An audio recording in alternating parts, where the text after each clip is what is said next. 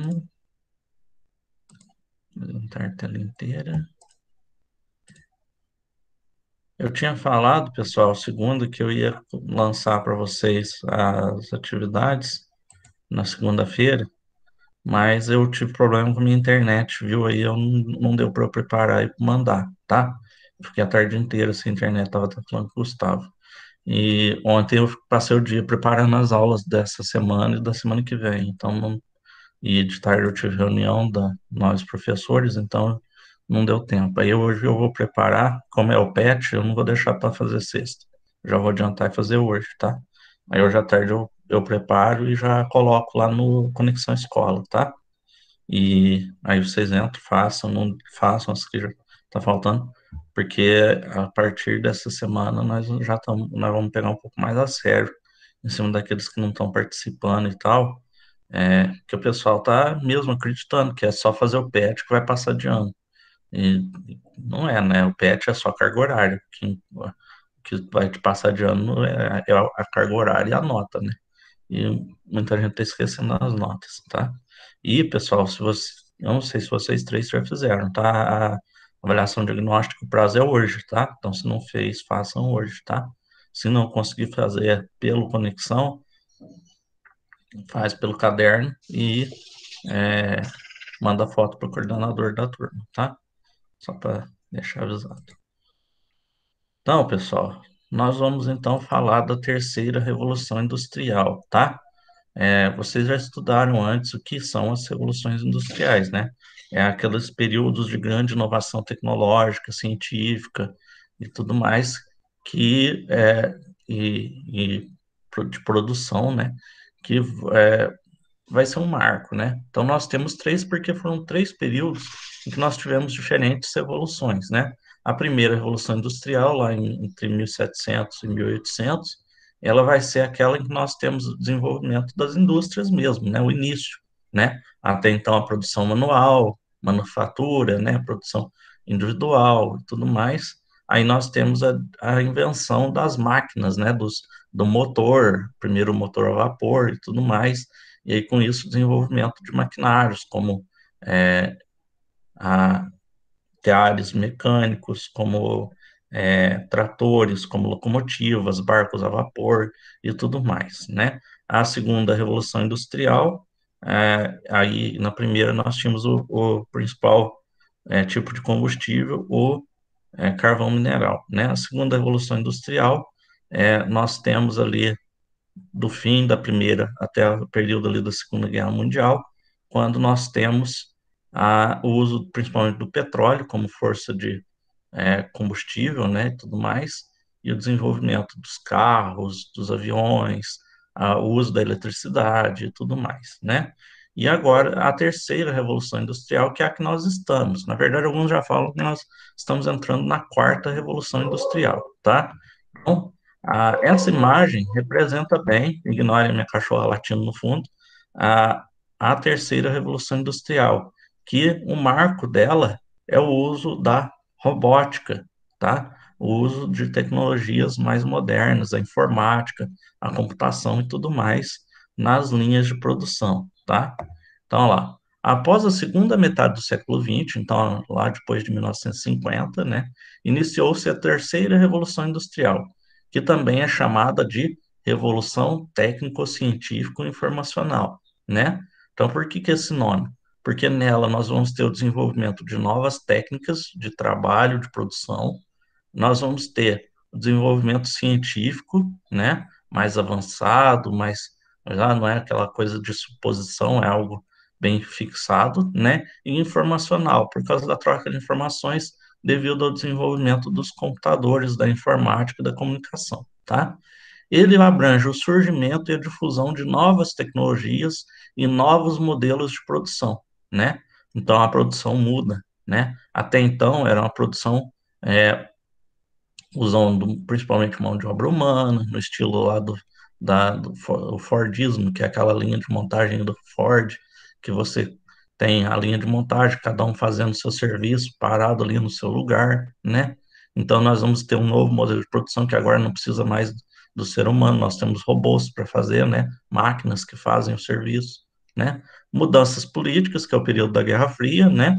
Econômicas, o embate entre socialismo e comunismo, né? Socialismo e capitalismo, nossa, e sociais que decorreram desse processo, né? Então, nesse período, o capitalismo vai ganhar força, né? Principalmente com o fim do socialismo na década de 90.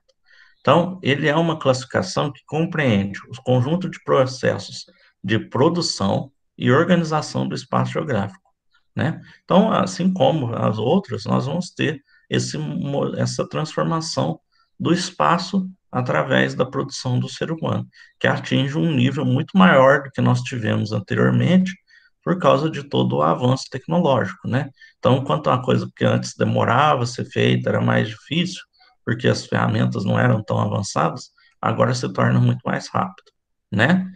As relações que o ser humano estabelece nele e com ele, tá? Então, nós vamos ter toda uma mudança na forma como o mundo como nós, né, nos relacionamos com o espaço, com o mundo, né, aquilo que está ao nosso redor, tá? Então, olha aqui, todas são inovações tecnológicas desse período, né? Muito vai contribuir para isso a corrida espacial, né? Entre os Estados Unidos e a União Soviética durante o período da Guerra Fria, que vai trazer uma vasta gama de novas tecnologias, especialmente os satélites artificiais, que vão permitir um novo nível de comunicação, né? Lembra que a gente falou, antigamente, comunicação como que era? A distância, por carta, depois telefone, só ver aqui que dá um sinalzinho, né?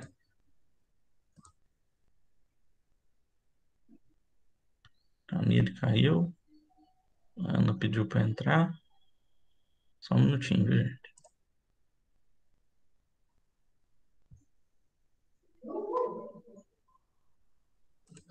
Ana Carolina, só um minutinho, depois eu arrumo aqui. Então, pessoal, nós temos esse desenvolvimento, né? Então, só ver um negócio aqui, pessoal. O professor está me pedindo uma coisa aqui, mas eu vou. Então, esse avanço nas comunicações é que vai levar ainda mais ao desenvolvimento, né, à globalização e tudo mais, né? Então, nós temos o desenvolvimento dos smartphones, a internet, né, a biotecnologia, né, a manipulação do DNA. Então, nós já temos a clonagem de animais, já temos o uso de técnicas e tecnologias para o tratamento de saúde usando o DNA, né? E a fonte de energia desse período é principalmente a energia atômica, né? O uso de usinas nucleares e mais recentemente, e aí alguns falam que isso é um indicador da mudança, que nós estaríamos passando para a quarta revolução industrial já, que já está tendo preferência de usar fontes de energia renováveis, né? Energia eólica, energia solar, hidrelétrica e tudo mais, né? Mas por enquanto ainda a gente tem esse desenvolvimento. Então, essa revolução, a terceira revolução industrial, ou técnico-científico informacional, ela vai ter implicações espaciais, ou seja, ela vai transformar o espaço, né? Olha lá, com o desenvolvimento dos meios de transporte e comunicação, algumas empresas originadas nos países que se beneficiaram desse processo passaram a se deslocar para outros, né? Então, a empresa agora, ela não fica mais fixa só no próprio país, a empresa, a indústria, né? Ela não está mais só presa no seu próprio país, né?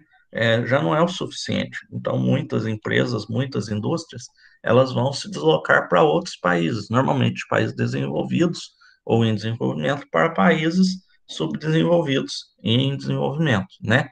Então, as chamadas transnacionais ou multinacionais, pode ser qualquer um dos dois termos, que são as empresas que estão além das bordas do seu país, né? Por isso, transnacionais, além da nação, além do seu país, ou multinacional, está em vários países, em múltiplas nações, né? E elas buscam aproveitar os fatores locacionais, né? O que que significa, professor? Ela tenta tirar vantagem daquilo que tem naquele lugar, né? Então, por exemplo, ela vai se estabelecer numa região onde ela vai ter, por exemplo, uma mão de obra barata, né? Então, ao invés de produzir, por exemplo, uma empresa americana, né? Normalmente ela teria que produzir lá nos Estados Unidos, pagando salários mais altos, né, para os funcionários lá do país, pagando imposto e tudo mais. E aí, para vender para o Brasil, teria que exportar esse produto, que ficaria mais caro e aí poucas pessoas aqui no Brasil comprariam. Por quê? Ficaria muito caro, né? Mas o que que ela faz? Ela monta uma fábrica aqui. Apesar de todo o custo de criar uma fábrica aqui, contratar pessoas e tal, como os salários vão ser mais baixos, ela vai pagar menos impostos, vai estar mais perto muitas vezes da matéria-prima, a produção vai ficar mais barata, e aí ela não precisa pagar os impostos de exportação. E aí o produto fica mais barato, mas ela vende mais para o consumidor brasileiro. E aí ela acaba ganhando muito mais dinheiro. Então compensa ela criar uma é, filial aqui, né? Apesar que pode acontecer o contrário. A Ford, por exemplo, fechou suas fábricas aqui no Brasil porque não estava compensando.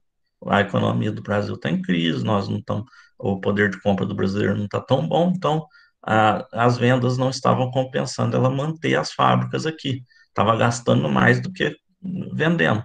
Então ela fechou, só vai manter, acho que, produção de algumas peças, coisas do tipo. O carro mesmo, ela não vai produzir mais aqui no Brasil, né? Então, lá, elas procuram mão de obra abundante e barata, que é muito fácil de conseguir num país pobre, né? Num país em desenvolvimento ou que não é desenvolvido, né? Porque tem muito desemprego, muita gente precisando de emprego e aceitando qualquer salário, mesmo que seja o mais baixo possível, né?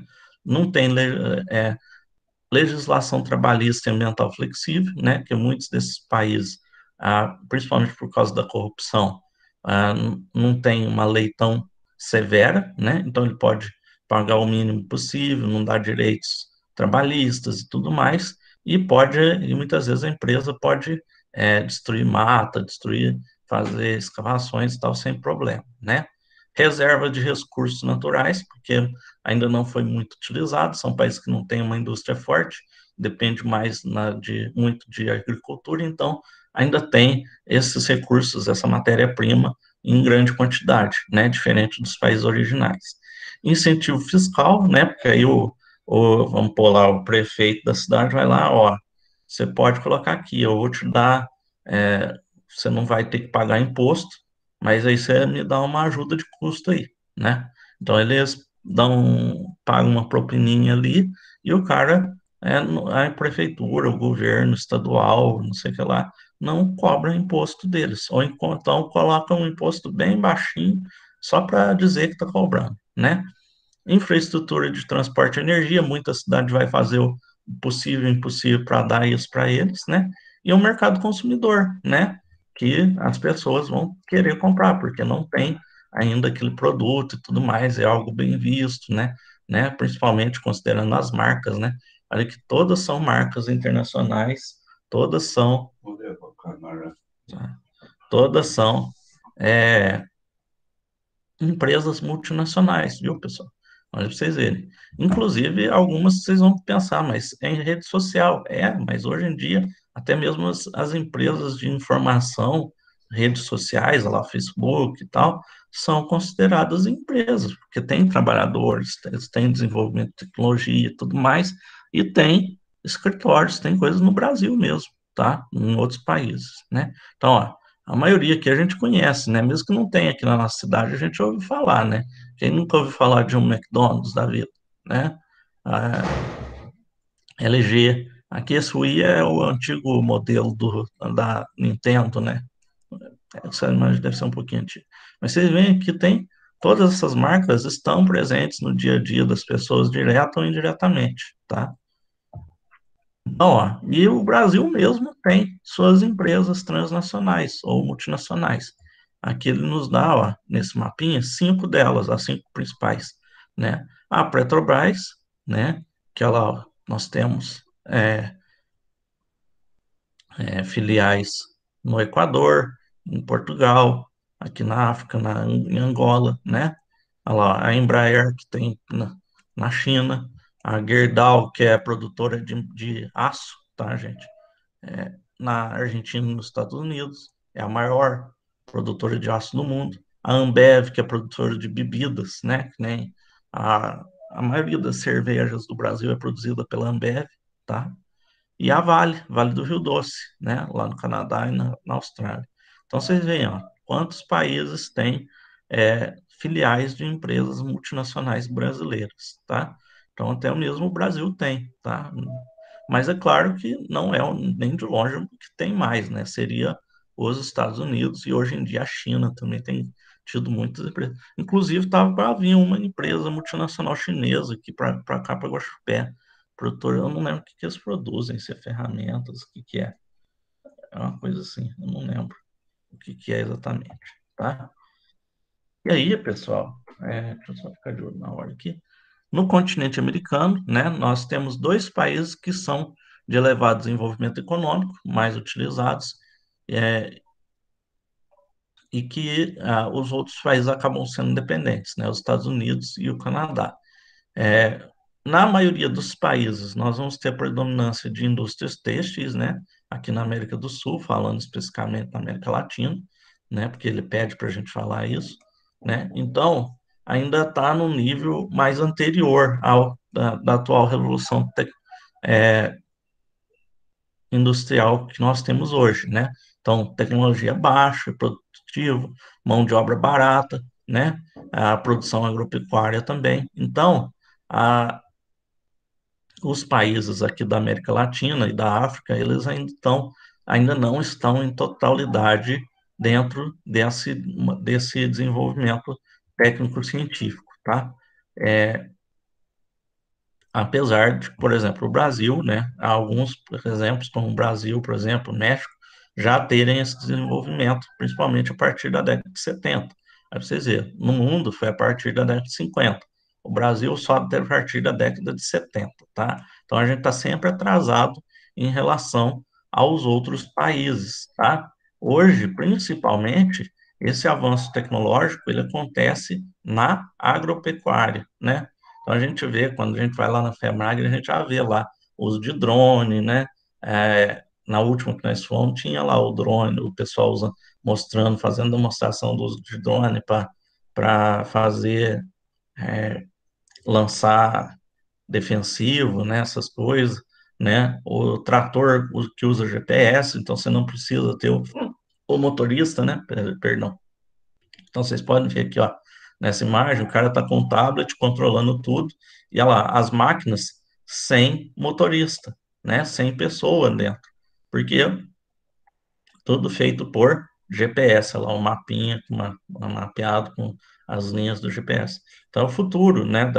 Mesmo a agropecuária, mesmo as atividades que normalmente não teriam, né, um uso da tecnologia, hoje já tem, né? E isso, claro, leva a um aumento da produção, mas vai ter seu lado ruim, porque vai levar também ao desemprego, né?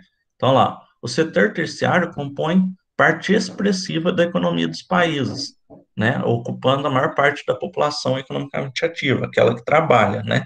Então, lá, no continente africano, a situação é bem semelhante na América Latina, né?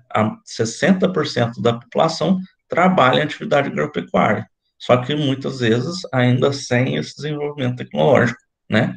Além disso, nós temos também a extração mineral, petróleo, diamante, ouro, que normalmente é feita por essas empresas multinacionais, tá? Então, por exemplo, lá na África do Sul, é um dos países, se não o país que tem maior quantidade de jazidas de ouro no mundo. É, a empresa que retira esse ouro é britânica, tá? Então, esse dinheiro, essa produção vai ficar na África do Sul? Não, a maior parte vai ser lucro dessa empresa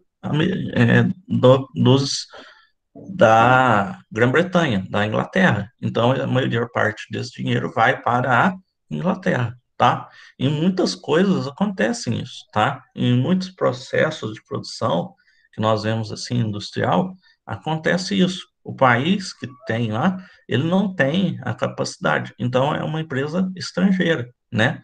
Até algum tempo atrás, a produção de gás natural da Bolívia, quem fazia tudo era a Petrobras, né? A empresa brasileira. Então, o que aconteceu? Há algum tempo atrás, o Evo Morales, que era o presidente, né, na época, ele retirou, né? Deu até um certo coisa.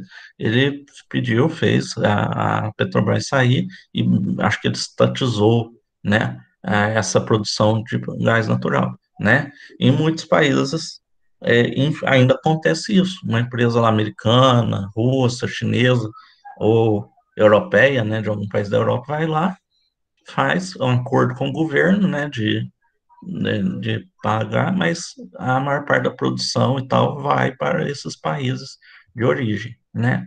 Então, ó, eu coloquei no final aqui esse mapinha mental, uma coisa muito boa para vocês estudarem quando vocês estiverem com dificuldade numa matéria, é procurar mapas mentais, tá? Vocês colocam a matéria e mapa mental, porque ele é como se fosse um resumo, né, do que você está estudando. Então aqui, ó, ele nos dá um resumo geral de como funciona a terceira revolução industrial, esse desenvolvimento da tecnologia. Então a gente vai ver, ó, que tem o uso da robótica, né? Então substitui a mão de obra humana por robôs, por máquinas que fazem esse trabalho repetitivo, né? Com muita vantagem em cima do ser humano. Por que que eles fazem isso? É, primeiro, eles não se importam se a pessoa tem emprego ou não, né? Isso não importa. O que a empresa quer, a indústria quer é ganhar dinheiro, né? Então, por que que eles colocam robô? O robô, primeiro, ele trabalha, ele pode trabalhar 24 horas por dia, só parando para fazer manutenção, né? Ele não come, ele não bebe, ele não dorme, ele não precisa ir para casa, ele não tem família, filho, mulher, esposa que fica doente porque ele precisa cuidar, ele não tira licença maternidade, ele não aposenta, né? Ele vai permanecer ali e se acontecer alguma coisa, ele estragou, não precisa pagar direito trabalhista, ele ficou doente, não precisa pagar plano de saúde, né? Ele não fica doente, ele não machuca, né? Se ele danificar, você conserta ou substitui, né? Acaba saindo bem mais barato. Então, é muito mais vantagem para o empregador colocar um robô. Fora que ele é mais eficiente, né? Trabalha mais, mais rápido e erra menos, porque ele está programado, ele vai fazer aquilo ali daquele jeito e não vai errar, né? Outra questão é o uso da biotecnologia, né? O desenvolvimento da tecnologia da, biológica, né? Então, por exemplo, a engenharia genética, melhora de plantas, né? Para uso da genética para produzir uma planta que não é atacada por uma doença, né? Ou de criar um animal que vai engordar mais rápido, que vai produzir mais leite, coisas do tipo, tá? Além da produção de a criação de tecnologias que ajude na questão médica também, né? O transporte por containers, né? Que hoje a gente vê muito, né? Todo transporte com container, né? Eles enchem o container lá, que é uma forma mais rápida, mais eficiente de transportar do que era antigamente, né? O uso da energia nuclear, como eu falei para vocês, né? Ainda é muito presente. A desconcentração da tecnologia, das indústrias, né? Uma das coisas que nós vemos nessa terceira revolução industrial é que agora já não está tudo focado no país de origem, como eu falei, por causa das multinacionais, nós temos a produção no mundo inteiro. Então, por exemplo, um carro, ele não é produzido só no Brasil, né? Muitas vezes, vamos pôr, o vidro é produzido num país, a roda é no outro, vamos pôr, o vidro é produzido na Espanha, as rodas são produzidas na China, a lataria é feita aqui no Brasil, o motor vem dos Estados Unidos, e aí eles montam só no lugar, eles só fazem a montagem, tá? É o que a gente chama de fábrica global, quando a produção é feita no mundo todo, não só num lugar, tá? Por causa do aumento do transporte, né, hoje em dia, o encurtamento da distância, a gente já viu lá na questão da globalização, né, o mundo mais próximo, né? As telecomunicações também, né, a tecnologia, a informática, microeletrônica, tornando os equipamentos cada vez menores, mais fortes, mais potentes, a internet transtornando tudo, toda a comunicação mais rápida, né? Nós temos hoje. E aí vai vir o toyotismo, que nós vamos falar com mais detalhes na próxima aula, que é um modelo de produção especial desenvolvido no Japão na década de 70 por esses dois carinhas aqui, ó. Esses dois senhores, né? Já os dois acho que são falecidos. Na verdade, o primeiro, Eiji Toyoda, né? Por isso Toyota, ele morreu com 100 anos, tá? Ele nasceu em 1913 e morreu em 2013. E o outro aqui também acho que já morreu, tá? Então eles vão criar esse toyotismo, né? Que é um modelo de produção que nós vamos ver que vai existir. Depois eu vou falar para vocês com mais detalhe dele e do anterior, que era o Fordismo, tá? Que o Fordismo era aquela linha de montagem direta, reta, travada. Cada um faz o seu serviço e pronto, né? O toyotismo ele é mais livre, né? Então, um trabalhador ele faz qualquer etapa do serviço que for necessário ele fazer. Então, pensa como se você estivesse trabalhando numa empresa. Hoje você está trabalhando numa montagem de carro, você está colocando a roda, mas aí amanhã eles precisam de alguém para colocar o vidro. Então você vai lá e você é treinado para fazer isso. Então você deixa de pôr a roda e vai pôr o vidro. Então é a diferença principal. Depois a gente vai falar sobre isso. Processo automatizado, mão de obra qualificada, todo mundo bem preparado, né? Trabalhador multifuncional, que eu acabei de falar, e produto customizado, produz o que é necessário, né? A diferença desse para Fordismo é que o Fordismo você produz em quantidade, está produzindo. Vocês podem ver que muitas vezes quando vocês passa perto de uma fábrica de carro, tal, tem aquele monte de carro a perder de vista, porque eles estão produzindo, produzindo, produzindo, né? No toyotismo, você só produz se tiver procura. Se ninguém estiver comprando, você para de produzir, né? Isso, claro, gera menos emprego, acaba cortando os empregos e tal, mas você gasta menos, né? E se não tiver venda, você não perde dinheiro, tá? Então, depois a gente vai falar mais sobre isso, tá? Então, terceira revolução industrial, só para a gente fechar isso, porque já deu 9 horas, esse período de desenvolvimento tecnológico, informacional, né, atual, com o uso de novas tecnologias, especialmente a robótica e a energia nuclear, tá? Aí na próxima aula nós vamos falar do toyotismo, tá? E hoje eu já passo para você